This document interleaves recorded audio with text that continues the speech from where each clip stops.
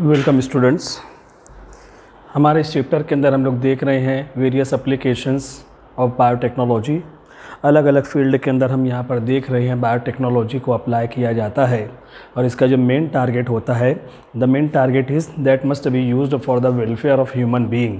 Human के लिए ख़ास मेन टारगेट है कि ह्यूमन का यहाँ पर जो है उसके ज़रिए से कुछ ना कुछ फ़ायदा होना चाहिए। जैसे उसको मेडिसिन के अंदर यूज़ किया जा रहा है, इसी तरीके से प्लांट के अंदर इस्तेमाल किया जा रहा है, RDNA टेक्नोलॉजी के अंदर जेनेटिकली मॉडिफाइड ऑर्गेनिज्म, ये तमाम चीज़ें जो यहाँ पर प्रोड्यूस की जाती हैं those must be used for the human welfare. उसी तरीके से लास्ट टॉपिक हमारे इस चैप्टर के अंदर जो मौजूद है वो है biotechnological application in transgenic animal. मैंने इसके पहले पीरियड के अंदर आपको बताया है बायोटेक्नोलॉजी जो है ये बायोलॉजी की, अप्लाइड बायोलॉजी की एक ब्रांच है और ये सिर्फ बॉटनी से रिलेटेड नहीं है, सिर्फ जूलॉजी से रिलेटेड नहीं है, बल्कि each and every type of living organism उससे रिलेटेड यहाँ पर है। तो जिस तरीके से हम यहाँ पर डिज़ायरेबल जीन्स जो होते हैं वो प्लांट के अंदर इंट्रोड्यूस करते हैं और different characters of different plant body that can be collected, that can B summarised in the single plant body, जिस तरीके से हम करते हैं उसी तरीके से एनिमल के अंदर भी बहुत सारे different types of living organism हैं। अगर उनके यहाँ पर जो है डिज़ायरेबल जीन्स हैं, अगर उनको हमें यहाँ पर इकट्ठा करना है तो एक एनिमल के अंदर उसको इकट्ठा कर सकते हैं।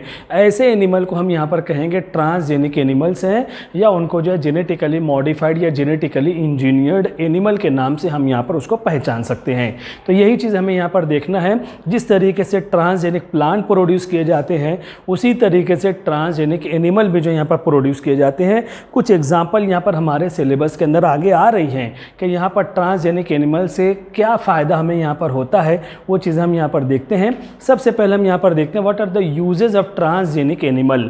अगर कोई ट्रांसजेनिक एनिमल यहाँ पर प्रोड्यूस किए गए हैं तो उसका किस तरीके से यूज़ किया जाएगा। तो पहला यूज़ दिया हुआ है हमारे सिलेबस के मुताबिक, to study normal physiology and development of the living organism या एनिमल बॉडी।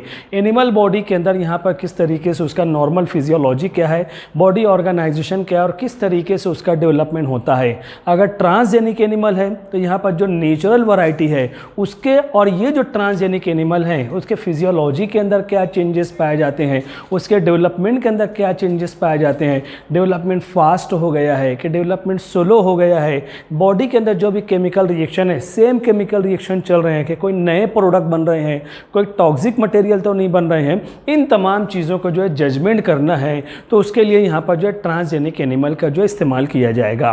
फिर उसके बाद यहाँ पर हम देखते हैं to study genes responsible for the diseases. बहुत सारी डिसीजेज यहाँ पर ह्यूमन के अंदर हैं, एनिमल के अंदर हैं, जिनको हम कहते हैं genetic disorder which can be spread with the help of faulty gene. Faulty gene की वजह से यहाँ पर बनते हैं तो यहाँ पर डिसीजेज यहाँ पर स्प्रेड होती हैं। तो यहाँ पर एनिमल के अंदर भी यहाँ पर स्टडी की जाती है। अगर कोई फॉल्टी जीन है तो जीन थेरापी के ज़रिए वो जीन जो उसका रिप्लेसमेंट किया जा सकता है, उसको रिमूव किया जा सकता है। अगर मामूली सा कुछ फॉल्ट है तो उस जीन की रिपेयरिंग भी की जा सकती है। तो यहाँ पर अगर जेनेटिक डिसऑर्डर हैं, जेनेटिक डिसीजेज हैं तो उसके यहाँ पर कौन से जीन हैं उस जीन की स्टडी भी इस टेक्नोलॉजी के ज़रिए यहाँ पर जो हम कर सकते हैं। और तीसरी जो सबसे इम्पॉर्टेंट चीज़ यहाँ पर बताई गई है, टू ऑब्टेन बायोलॉजिकल प्रोडक्ट्स। अगर यहाँ पर एनिमल को अगर हम देखते हैं कई पर्पस के लिए हम एनिमल को जो है यहाँ पर यूज़ करते हैं। जैसे सबसे मेन पर्पस जो होता है वो बहुत सारे एनिमल हैं, for example cow and buffalo, उसके ज़रिए हमें मिल्क हासिल होता है जो हमारे बेसिक डाइट को फुलफ़िल करता है। इसी तरीके से बहुत सारे एनिमल ऐसे हैं, their meat that can be use as our food material, जिसका मीट जो होता है, गोश्त होता है, उसको हम अपने फूड मटेरियल के तौर पर यूज़ करते हैं। इसी तरीके से कुछ यहाँ पर एनिमल्स ऐसे हैं यहाँ पर जिनको जो है ऊल हासिल होता है, शीप वगैरह, भेड़ वगैरह जो होते हैं उनसे हम यहाँ पर जो ऊन हासिल करते हैं। इसी तरीके से बोन्स वगैरह, एनिमल के जो बोन्स होते हैं those can be use as a sources of calcium and phosphorus. तो यहाँ पर ये जो बायोलॉजिकल प्रोडक्ट होते हैं उसको हमें चेक करना है कि what type of biological product we can get, उसके अंदर क्या चेंजेस कर सकते हैं, क्या प्रोडक्ट के अंदर हम मॉडिफिकेशन कर सकते हैं कि नहीं कर सकते हैं। ये तमाम स्टडी भी इसके ज़रिए से की जा सकती है। और यही जो बायोलॉजिकल प्रोडक्ट यहाँ पर बताए गए गया है उसके अंदर ये 2 एग्जाम्पल हमारे सामने ली गई है। यहाँ पर ट्रांसजेनिक शीप यहाँ पर तैयार की गई है। शीप हमारे लिए कई पर्पस के लिए इस्तेमाल होती है। सबसे मेन उससे ऊल हासिल होता है, उससे मिल्क भी हासिल कर सकते हैं, उससे मीट भी हासिल किया जा सकता है। यानी टोटल ये एनिमल वो जो है मल्टीपर्पज़ हम यहाँ पर उसका इस्तेमाल कर सकते हैं। तो ट्रांसजेनिक शीप जो यहाँ पर जो तैयार की गई है वो ट्रांसजेनिक शीप क्या है, उसके अंदर एक जीन को इंसर्ट किया गया। वो क्या है, अल्फा 1 एंटीट्रिप्सिन। ये जीन को जब यहाँ पर उसके अंदर इंसर्ट किया गया और ये यहाँ पर जो है ये जीन को इंसर्ट करने के बाद ये जो मिल्क का प्रोडक्शन यहाँ पर हुआ है, ये ट्रांसजेनिक शीप के ज़रिए जो मिल्क हासिल होता है that can be use in the treatment of emphysema. Emphysema के जो पेशेंट हैं, जो मरीज़ हैं, उनके लिए जो भी मेडिसिन है, अगर उनको ये ट्रांसजेनिक शीप जिसके अंदर अल्फा 1 एंटीट्रिप्सिन ये जीन को इंट्रोड्यूस किया गया है, अगर इसके मिल्क को एज अ फूड मटेरियल उनका इस्तेमाल किया जाए तो that can be use as a food material. लेकिन यहाँ पर एम्फाइसेमा ये जो डिसीज़ है उसके यहाँ पर ट्रीटमेंट के लिए भी इसका इस्तेमाल यहाँ पर जो हो सकता है। तो ये जो है यहाँ पर फूड मटेरियल को भी यहाँ पर उसके तौर पे भी यूज़ हो रहे हैं और उसके अलावा ट्रीटमेंट के अंदर भी इस्तेमाल हो रहे हैं। यानी एक तीर से कई शिकार हम यहाँ पर कर रहे हैं। ये एक फ़ायदा यहाँ पर ट्रांसजेनिक एनिमल का होता है। इसी तरीके से हम यहाँ पर देखते हैं दूसरा जो यहाँ पर ट्रांसजेनिक काऊ, यहाँ पर एक काऊ है। काऊ जो है यहाँ पर उसको भी हम यहाँ पर ख़ास तौर से मिल्क के उसके मिल्क को जो है यहाँ पर हम यूज़ करते हैं एज अ फूड मटेरियल। आज हम यहाँ पर देखते हैं एक ट्रांसजेनिक काऊ बनाए गए, नाम याद रखना है आपको, उसका नाम है यहाँ पर रोज़ी काऊ। रोज़ी काऊ एक ऐसी ट्रांसजेनिक काऊ बनाई गई है जिसके अंदर एक जीन को यहाँ पर इंसर्ट किया गया है अल्फ़ा लैक्टलब्यूमिन। यहाँ पर ये जीन जब यहाँ पर इंट्रोड्यूस किया गया तो इसके ज़रिए से ये रोज़ी काऊ जो मिल्क का प्रोडक्शन करती है उसको कहा जाता है, उस मिल्क को कहा जाएगा बैलेंस्ड मिल्क है। और इसकी प्रॉपर्टी कैसी होती है, that are showing similar property just like the mother's milk. क्योंकि हम यहाँ पर देखते हैं जब बच्चा छोटा उसका लैक्टेशन पीरियड होता है और बाज़ मर्तबा अगर यहाँ पर जो है प्रोलैक्टिन हार्मोन का हाइपोसिक्रेशन होता है तो मदर के जो मेमोरी ग्लैंड है उनके अंदर मिल्क का प्रोडक्शन जो यहाँ पर स्लो हो जाता है या कम होता है, बाज़ मर्तबा नहीं भी होता है। तो बच्चा जो अभी लैक्टेशन पीरियड है that is totally dependent on the mother's milk. तो हम लोग क्या करते हैं, गाय का दूध ले लेते हैं, बकरी का दूध ले लेते हैं, उसके अंदर मिल्क के अंदर उसको थोड़ा डाइल्यूट किया जाएगा क्योंकि ये मिल्क हेवी पड़ते हैं। बच्चे को जो यहाँ पर डाइजेशन का प्रॉब्लम आएगा तो उसके अंदर मिल्क के अंदर हम यहाँ पर पानी मिला देते हैं। पानी मिलाने का कोई भी फॉर्मूला यहाँ पर नहीं होता है।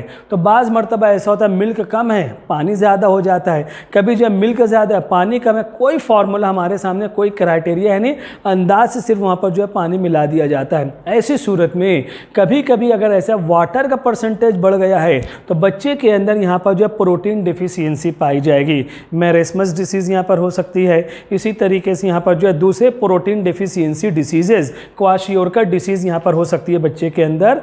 तो यहाँ पर इस प्रॉब्लम को सॉल्व करने के लिए ट्रांसजेनिक काऊ यहाँ पर बनाई गई है जिसको नाम दिया गया रोज़ी काऊ, जिसके अंदर यहाँ पर अल्फ़ा लैक्टलब्यूमिन ये जीन यहाँ पर जब इंसर्ट किए गए हैं तो इसके ज़रिए ये ह्यूमन के ज़रिए मेमोरी ग्लैंड के ये ह्यूमन के जो जीन हैं वो रोज़ी काऊ के अंदर यहाँ पर इंसर्ट किए गए हैं। अब जिसके ज़रिए से रोज़ी काऊ जो मिल्क को प्रोड्यूस कर रही है उस मिल्क को कहा जाएगा बैलेंस्ड मिल्क है। बैलेंस्ड मिल्क यानी उस मिल्क की जो टोटल प्रॉपर्टी है that must be similar to the mother's milk. अगर ये रोज़ी काऊ का मिल्क हमें मिलता है और बच्चे को अगर ज़रूरत है, बच्चे को अगर यहाँ पर हमें यूज़ करना है, हमें कोई उसके अंदर वाटर मिलाने की ज़रूरत नहीं है, डायरेक्ट उस मिल्क को बच्चे के फीडिंग मटेरियल के तौर पर हम यहाँ पर यूज़ कर सकते हैं। तो एक इम्पॉर्टेंट डिस्कवरी है यहाँ पर बायोटेक्नोलॉजी की, जो इन्फेंट्स हैं, जो छोटे बच्चे हैं, उनका प्रॉब्लम यहाँ पर इसके ज़रिए से जो है यहाँ पर सॉल्व किया गया। ट्रांसजेनिक यहाँ पर शीप के ज़रिए से एम्फाइसेमा के जो पेशेंट हैं उनको जो है उनका प्रॉब्लम जो है यहाँ पर इसके ज़रिए से सॉल्व किया गया है। फिर उसके बाद यहाँ पर ये तो हो जाता है। उसके बाद हम यहाँ पर देखते हैं ट्रांसजेनिक एनिमल के तो यूजेस, यहाँ पर ये 3 यूजेस आपको तो यहाँ पर बताए गए हैं। उसके अलावा यहाँ पर देखा जाता है इसका जो अगला यूज़ होता है वैक्सीन सेफ्टी के लिए भी ट्रांसजेनिक एनिमल को जो है यहाँ पर यूज़ किया जाता है। वैक्सीन जो होते हैं आपको इसके पहले बताया गया है, वैक्सीन ये जो टर्म है that is derived from the word वाका।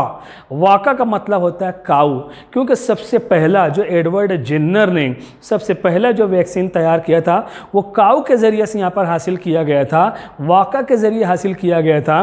तो उसी को फिर यहाँ पर मॉडिफाई करते हुए वैक्सीन यहाँ पर तैयार किया गया। और आज इसके पहले मैंने आपको बताया है कि vaccine that is the modern treatment method है। यानी अभी तक क्या है, हम जब यहाँ पर बीमार होते हैं उस वक्त हम मेडिसिन लेते हैं, लेकिन new method for the treatment of the diseases क्या है, बीमारी होने ही ना पाए उसके पहले जो भी मेडिसिन, जो भी एंटीजन एंटीबॉडी का कॉम्बिनेशन बॉडी के अंदर होता है वो काम जो है यहाँ पर वैक्सीन के ज़रिए यहाँ पर जो है किया जाएगा। तो यहाँ पर कोई भी वैक्सीन जब तैयार होते हैं तो सबसे पहले first used in animal, human के अंदर उसका क्या केमिकल रिएक्शन होगा उसको चेक करने से पहले सबसे पहले यहाँ पर देखा जाता है कि एनिमल बॉडी के अंदर उसका क्या रिएक्शन होगा। अगर एनिमल बॉडी के अंदर पॉजिटिव रिजल्ट है, कई एनिमल के अंदर उसको चेक करेंगे, जब पॉजिटिव रिजल्ट आता है फिर that can be use for the human being.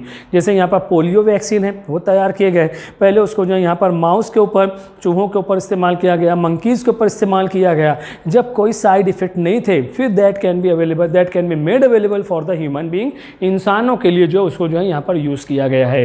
तो वैक्सीन सेफ्टी के लिए ट्रांसजेनिक एनिमल का इस्तेमाल किया जाएगा, because transgenic animal these are highly sensitive in their nature, उसका इस्तेमाल यहाँ पर होता है। उसके अलावा केमिकल सेफ्टी टेस्टिंग, इसके लिए भी यहाँ पर जो ट्रांसजेनिक एनिमल जो इस्तेमाल होते हैं। फॉर एग्जाम्पल, अगर कोई भी पर्टिकुलर केमिकल है, either that may be toxic for human और नॉट, उसको चेक करना है तो उसके लिए first that are tested on the animal. कोई भी पर्टिकुलर मेडिसिन है, कोई भी यहाँ पर जो है केमिकल तैयार किया गया है, अब वो टॉक्सिक है कि बेनिफिशियल है उसको चेक करना है तो डायरेक्ट ह्यूमन के लिए यूज़ ना करते हो, पहले एनिमल के ऊपर उसको ट्राई किया जाएगा। अगर बेनिफिशियल है तो वैसे इफेक्ट यहाँ पर पाए जाएंगे, फिर directly they can be made available for the human being. अगर कोई उस केमिकल के अंदर कोई टॉक्सिक नेचर है, कोई साइड इफेक्ट है, तो ऐसी सूरत में यहाँ पर पहले एनिमल के ऊपर यूज़ करेंगे, क्या रिजल्ट आता है हम उसको चेक कर सकते हैं, फिर उसके बाद ह्यूमन के लिए उसको जो है यहाँ पर अवेलेबल किया जाएगा। तो ये इतना पार्ट हमारा जो है biotechnological application in transgenic animal, ये यहाँ पर हमने यहाँ पर देखा है। अब बिल्कुल लास्ट पॉइंट इस चैप्टर को जो हमारे सामने है वह इथिकल इश्यूज़ यहाँ पर जो पाए जाते हैं, मॉरल डिसिप्लिन, ये भी ज़रूरी है। आज हम देखते हैं सबसे पहला बायोटेक्नोलॉजी जो है यहाँ पर बताया गया है, application of biological principles for the welfare of human being for goods and services. यानी बायोटेक्नोलॉजी का मेन टारगेट क्या है, they must be used for the human welfare, human के लिए इस्तेमाल होना चाहिए। लेकिन आज हम यहाँ पर देखते हैं कि बायोटेक्नोलॉजी के जो भी प्रोडक्ट हैं उसका मिस यूज़ होता है, ह्यूमन के वेलफेयर के लिए इस्तेमाल होना चाहिए, लेकिन आज जो भी वेरियस टाइप्स ऑफ प्रोडक्ट्स हैं बायोटेक्नोलॉजी के, उसका जो है यहाँ पर मिस यूज़ होता है। तो वही जो है यहाँ पर ये प्रॉब्लम्स हैं, ये मसाइल हैं, और उनको कहा जाएगा यहाँ पर जो मॉरल डिसिप्लिन की ज़रूरत है उसको इथिकल इश्यूज़ कहा जाएगा। To solve all these problem, ये तमाम इथिकल इश्यूज़ को सॉल्व करने के लिए हमारी इंडियन गवर्नमेंट ने एक ऑर्गेनाइजेशन बनाया जिसका नाम है GEAC। GEAC इसका फुल फॉर्म है जेनेटिकल इंजीनियर्ड अप्रूवल कमेटी। अगर कोई भी प्रोडक्ट यहाँ पर नया प्रोडक्ट लॉन्च किया जाएगा, कोई मेडिसिन है, कोई वेजिटेबल है, कोई यहाँ पर एनिमल है, कोई प्लांट है, तो सबसे पहले यहाँ पर क्या है, सेंट्रल गवर्नमेंट का यहाँ पर ऑर्गेनाइजेशन है जेनेटिकली इंजीनियर्ड अप्रूवल कमेटी। जो भी प्रोडक्ट है वो अपने प्रोडक्ट, जो भी साइंटिस्ट है, जो भी इन्वेंटर है, वो अपना प्रोडक्ट जो है अप्रूवल कमेटी के पास भेजता है। अब अप्रूवल कमेटी हर एंगल से उसकी जो यहाँ पर स्टडी करती है और यहाँ पर जजमेंट करती है कि ये ह्यूमन के लिए यहाँ पर फ़ायदेमंद है कि नुकसान पहुँचा सकता है। अगर पॉजिटिव रिजल्ट है तो उसको अलाउ करते हैं, परमिशन देते हैं कि you can sell your product, आप अपने सेल को यहाँ पर प्रोडक्ट को सेल कर सकते हो, यानी वो ह्यूमन वेलफेयर के लिए यहाँ पर जो यूज़ हो सकता है। तो इस तरीके से इंडियन गवर्नमेंट ये अप्रूवल कमेटी के ज़रिए नए प्रोडक्ट लॉन्च करने से पहले उसका जो है यहाँ पर जजमेंट किया जाता है। फिर उसके बाद यहाँ पर देखते हैं, लेकिन जो मिस यूज़ होता है, ये तो अप्रूवल कमेटी देती है, लेकिन मिस यूज़ जो होता है वो बायो पायरेसी, बायो पेटेंट है। बायो पायरेसी का मतलब स्टीलिंग समथिंग इलीगल, गैर कानूनी तरीके से किसी चीज़ को चुरा लेना।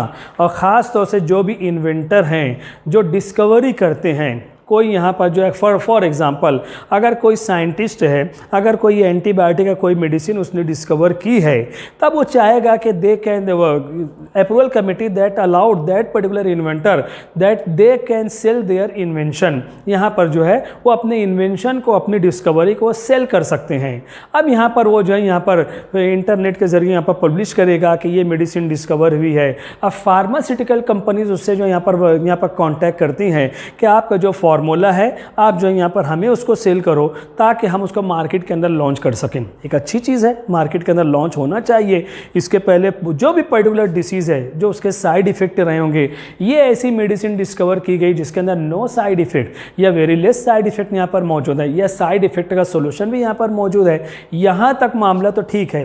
लेकिन वो फार्मास्यूटिकल कंपनी जो होती है वो यहाँ पर साइंटिस्ट से जो यहाँ पर एग्रीमेंट करती है कि you can not sell this formula to any other pharmaceutical companies. कोई दूसरी फार्मास्यूटिकल कंपनी से आप इसको जो यहाँ पर सेल नहीं कर सकते हो। अब जिसकी वजह से मोनोपोली ऑफ द प्रोडक्ट हो जाता है। पूरे वर्ल्ड के अंदर जो मल्टीनेशनल कंपनीज हैं, अब यही एक कंपनी अपना प्रोडक्ट बनाएगी तो जाहिर सी बात है उसकी जो कीमतें हैं, the prices that become rises, और यहाँ पर इतना हाई उसके जो है प्राइस हो जाती है that become beyond the reach of the common people.